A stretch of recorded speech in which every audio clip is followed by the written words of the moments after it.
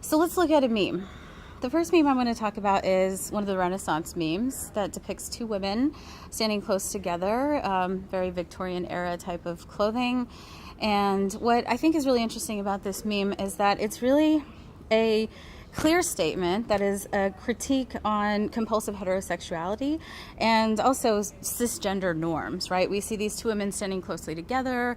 They've got sort of demure, kind of prim and proper purity about them that is really historically entrenched and, I think really meant to police women's sexuality here and also their chastity. So we do see some conservative undertones here with this meme.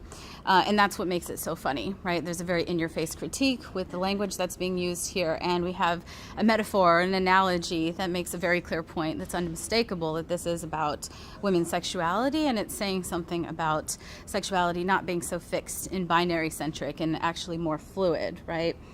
I think something else that's important here is we really are looking at a queering of boundaries and, accentuating and highlighting how we might actually queer sexuality and not see it as so either or, right? You're straight or you're gay. There's no in between. And so I think it's interesting here in terms of the framing and the nonverbals that the women are, standing close together. They're making faces that are sort of inviting and provocative, but also at the same time very secretive and intimate with each other.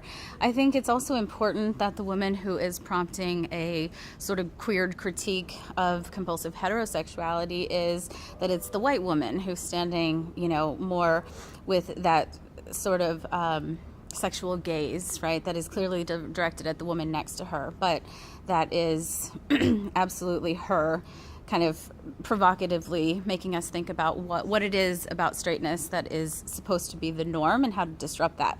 So it's interesting because you have a woman who's slightly darker skin, darker hair, and then the lighter skinned woman with the lighter hair. So you really have like this setup of a virgin whore dichotomy too that gets flipped on its face with the white pure woman being the one to critique compulsive heterosexuality.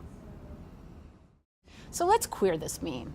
Let's look at the Renaissance meme. The image is a high cultural form of a painting. The words are written in a very basic sans serif font that's in a kind of cheesy word art outline form.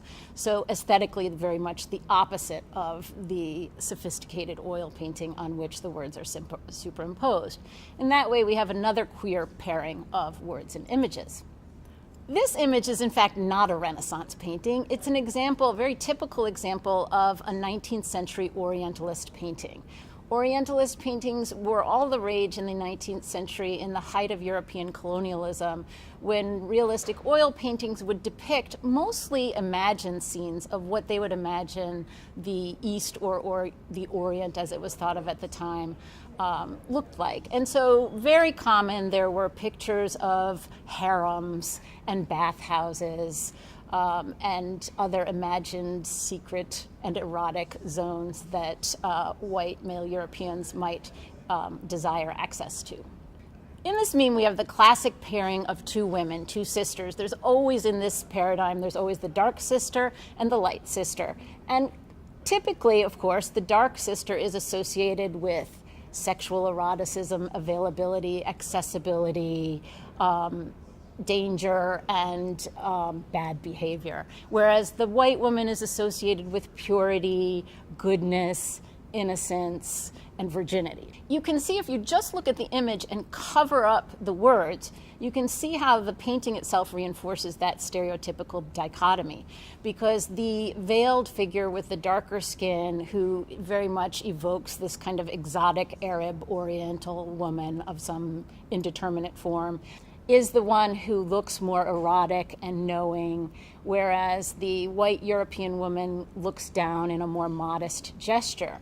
So in fact, the words subvert the classic association of dark with sex and light with purity by making the white woman the sexual aggressor. She's the one that's saying, you know you want it, and the dark woman is the one saying, oh, of course I don't. So in this meme, the words actually combine with the image to subvert and undermine classic stereotypical associations that combine gender and color to generate stereotypes about entire cultures of women.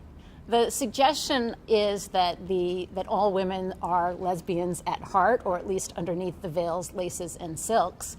And it subverts also, I think, to some degree, the male gaze, because what the meme emphasizes is not so much a male viewer who might be looking at these women, but the relationship between the women, the intimacy, the humor, and the proximity that generates the erotic titillation of the meme. I think in this particular meme, we're really questioning what kind of conversation those women would have been having at that time, and we are answering it with the same conversation as they'd be having today, which is that sexuality is a function of time and place, and that what may be considered queer now may or may not have been then, but that people's lives don't look different, and I think that that's comforting. So here's a funny one, actually. This one sort of has this Renaissance meme category taped on top of it, which is actually another entirely interesting conversation, because you end up having all of these memes that contain Renaissance imagery, which are actually really just classical paintings, which begs sort of this question of these narratives that are typically portrayed in these paintings, which feature sort of the upper echelons, the wealthy, the white. And so this meme starts to engage some of those ideas, but as well sort of this idea of like recontextualizing this unproductive message, and sort of almost engaging in a positive way to sort of empower from the message that, like, here's these two women that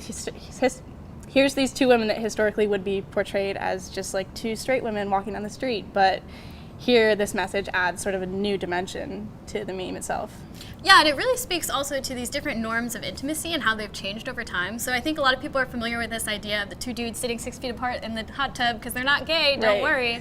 And so I feel like this is really like the opposite of that commentary, how we read everything and every type of intimacy between men as inherently gay, but any type of intimacy between women is always seen as inherently not gay, right? Like this is something that's totally heterosexual still. Like everybody loves men, don't you worry.